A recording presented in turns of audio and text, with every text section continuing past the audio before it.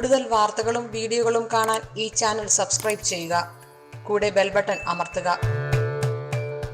Asia live ടിവിയിലെ feng shui പ്രോഗ്രാമിലേക്ക് ഏവർക്കും സ്വാഗതം. ഫെങ്ഷു പ്രകാരം അല്ലെങ്കിൽ വാസ്തുപ്രകാരം 4 ദിക്കുകൾക്കും 4 മൂലകൾക്കും അങ്ങനെ 8 ഭാഗങ്ങൾക്കും അതിൻ്റേതായിട്ടുള്ള പ്രാധാന്യമുണ്ട്. അപ്പം ഇതിൽ നമുക്ക് പ്രാധാന്യമുള്ള ദിക്കുകളിൽ വളരെ പ്രാധാന്യമുള്ളൊരു ദിക്കെന്ന് പറയുന്നത് അഗ്നികോണാണ്. അപ്പോൾ അധികം ആളുകൾ അഗ്നികോണിൻ്റെ പ്രാധാന്യത്തെപ്പറ്റി മനസ്സിലാക്കാതെ അവിടെ പലതരത്തിലുള്ള നിർമ്മാണങ്ങളും ചെയ്യുന്നുണ്ട്. അത് ഒരുപാട് ബുദ്ധിമുട്ടുകൾ അവരുടെ ജീവിതത്തിലേക്ക് ഉണ്ടാക്കും. നിർമ്മാണങ്ങളെന്ന് പറയുമ്പോൾ ഒന്ന് അഗ്നികോണിൽ കൊണ്ടുവന്ന് സെപ്റ്റിക് ടാങ്ക് പണിയുക. അപ്പം ഒരു വീട്ടിനെ സംബന്ധിച്ചിടത്തോളം നിങ്ങൾക്ക് സ്വയം മനസ്സിലാക്കുക അല്ലെങ്കിൽ ശ്രദ്ധിക്കുകയും ചെയ്യാം. നിങ്ങളുടെ പരിചയത്തിലോ അല്ലെങ്കിൽ നിങ്ങളുടെ ബന്ധത്തിലോ ഒക്കെ ഉള്ള ഒരു 10 വീടുകൾ എടുക്കുക. അഗ്നികോണിൽ സെപ്റ്റിക് ടാങ്കുള്ള വീടുകൾ എടുക്കുക. ഇവർക്ക് കടബാധ്യതയായിരിക്കും ഫലം. കാരണം അഗ്നികോണിൽ ഈ പറയുന്ന സെപ്റ്റിക് ടാങ്കോ വേസ്റ്റ് വാട്ടറിൻ്റെ കുഴിയോ വന്നാൽ കടബാധ്യത ഉണ്ടാവും. രണ്ടാമത്തത്, അഗ്നികോണിൽ വീടിനകത്തോ പുറത്തോ ടോയ്ലറ്റ് വന്നാലും കടുത്ത സാമ്പത്തിക പ്രതിസന്ധി നേരിടേണ്ടി വരും. അടുത്തത്, അഗ്നികോണിൽ കിണറുണ്ടായാൽ പൊതുവെ സ്ത്രീകൾക്ക് ദോഷമായിട്ട് വരുന്നുണ്ട്, സാമ്പത്തിക പ്രശ്നങ്ങളും ഉണ്ടാവും. അപ്പം അഗ്നികോൺ എന്ന് പറയുന്നത് വളരെ വളരെ പ്രാധാന്യം ഉള്ളൊരു ദിക്കാണ്. ഫെങ്ഷു പ്രകാരം സമ്പത്തിൻ്റെ ദിക്ക് ഏതാണെന്ന് ചോദിച്ചാൽ സൗത്ത് ഈസ്റ്റ് ആണ്. അതുപോലെ തന്നെ നമ്മുടെ ഭാരതത്തിൻ്റെ ഇതിലും തെക്ക് കിഴക്ക് അഗ്നികോണിൽ ലക്ഷ്മി വസിക്കുന്നു എന്നൊരു തിയറിയുണ്ട്, ഒരു നിയമമുണ്ട്. അപ്പം ലക്ഷ്മി ഇരിക്കുന്നിടത്താണ് ഈ പറയപ്പെടുന്ന സെപ്റ്റിക് ടാങ്കും ഈ വേസ്റ്റ് വാട്ടറിൻ്റെ കുഴിയും ഒക്കെ കൊണ്ടുവയ്ക്കുന്നത്. അത് ലക്ഷ്മി ആരാണ്?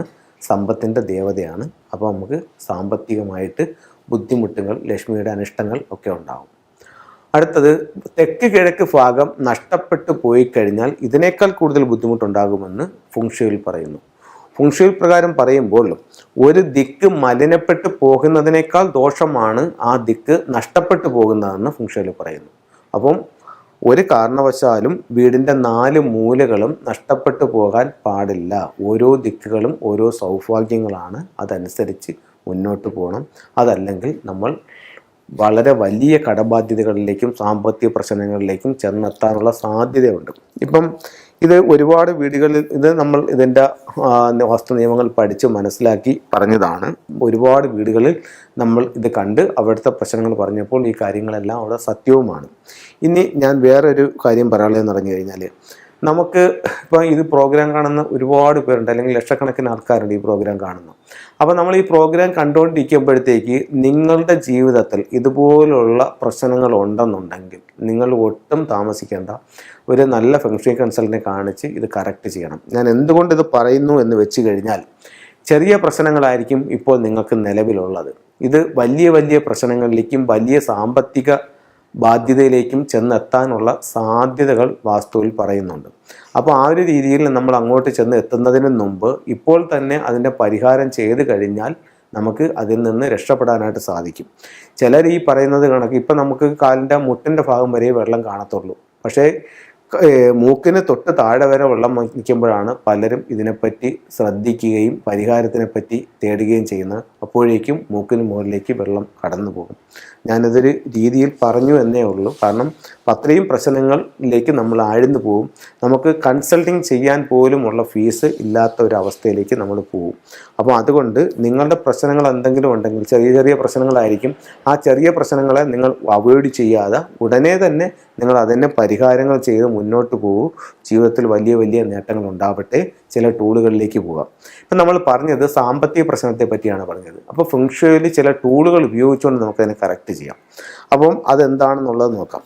അപ്പോൾ ടൂളുകൾ ഉപയോഗിച്ചുകൊണ്ട് കറക്റ്റ് ചെയ്യാമെന്ന് പറയുമ്പോൾ, അപ്പോൾ അങ്ങനെയാണെന്നുണ്ടെങ്കിൽ തെക്ക് കിഴക്ക് ഭാഗത്ത് എനിക്കൊരു സെപ്റ്റിക് ടാങ്ക് ഉണ്ട്, എനിക്ക് സാമ്പത്തിക അഭിവൃദ്ധി ഉണ്ടാവാൻ വേണ്ടിയിട്ട് ഞാൻ അവിടെ ഒരു അരോന മത്സ്യത്തിൻ്റെ ചിത്രം വെച്ചാൽ പോരെ എന്ന് ചോദിച്ചാൽ, ചിത്രം വയ്ക്കുമ്പോൾ നിങ്ങൾക്ക് അതിൻ്റേതായിട്ടുള്ളൊരു, അല്ലെങ്കിൽ രൂപം വയ്ക്കുമ്പോൾ നിങ്ങൾക്ക് അതിൻ്റേതായിട്ടുള്ളൊരു മാറ്റമുണ്ട്. പക്ഷേ ഉള്ളിലുള്ള പ്രശ്നം അതുപോലെ തന്നെ കിടക്കുകയാണ്. അപ്പോൾ ആ പ്രശ്നത്തിനും ഒരു പരിഹാരം ചെയ്ത് ഈ ഒരു രൂപം കൂടെ വയ്ക്കുമ്പോൾ നിങ്ങളുടെ റിസൾട്ട് 10 മടങ്ങായി വർദ്ധിക്കും.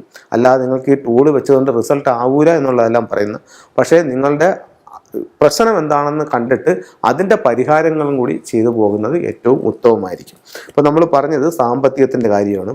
തെക്ക് കിഴക്ക് ഭാഗത്ത് ഇത്തരത്തിലുള്ളൊരു രൂപം വയ്ക്കുകയാണെന്നുണ്ടെങ്കിൽ, അതായത് ഒരു ഡ്രാഗൻ്റെ ഹെഡ്, ആമയുടെ ശരീരം, അതിൻ്റെ മുകളിൽ ലാഫിൻ ബുദ്ധ ഇരിക്കുന്നു, ഇത് സമ്പത്തിനെ വർദ്ധിപ്പിക്കും, അല്ലെങ്കിൽ സമ്പത്ത് കൊണ്ടുവന്ന് തരും. ഇത് ഒരു അരോന മത്സ്യമാണ്. ഇത് തെക്ക് കിഴക്ക് ഭാഗത്ത് വെച്ചാലും സാമ്പത്തികമായിട്ട് അഭിവൃദ്ധി ഉണ്ടാവും. ഇത്തരത്തിൽ ഉള്ളൊരു വെൽത്ത് ബേസ്, ഇപ്പം ചൈനീസ് കോയിൻസ്, ഇൻഗോട്ട്, അതുപോലെ തന്നെ നമുക്ക് സിട്രിൻ്റെ സ്റ്റോൺസ്, ഇതെല്ലാം കൂടെ ഒരു വെൽത്ത് ബേസ്, ഒരു സമ്പത്തിൻ്റെ ഒരു വെൽത്ത് ബേസ് തെക്ക് കിഴക്ക് ഭാഗത്ത് വെക്കുന്നതും സാമ്പത്തിക അഭിവൃദ്ധിക്ക് നല്ലതാണ്. അതുപോലെ തന്നെ സിട്രിൻ്റെ ബ്രേസ്ലെറ്റ് ധരിക്കുന്നതും നമ്മളിലേക്ക് സമ്പത്തിനെ ആകർഷിക്കാൻ നല്ലതാണ്. നിങ്ങളുടെ പേഴ്സിനകത്ത്, ക്യാഷ് ബോക്സിനകത്തൊക്കെ ചൈനീസ് കോയിൻ വെക്കുന്നതും വെൽത്തിനെ അട്രാക്ട് ചെയ്യാനായിട്ട് നല്ലതാണ്. അപ്പോൾ ഇത്തരത്തിലുള്ള ഓരോ ടൂളുകൾ ഉപയോഗിച്ച് നോക്കൂ. നിങ്ങളുടെ ജീവിതത്തിൽ ഒരുപാട് സാമ്പത്തിക അഭിവൃദ്ധിയും മറ്റ് ഉയർച്ചകളും ഉണ്ടാവട്ടെ എന്ന് പ്രാർത്ഥിച്ചുകൊണ്ട് നിർത്തുന്നു. നന്ദി, നമസ്കാരം.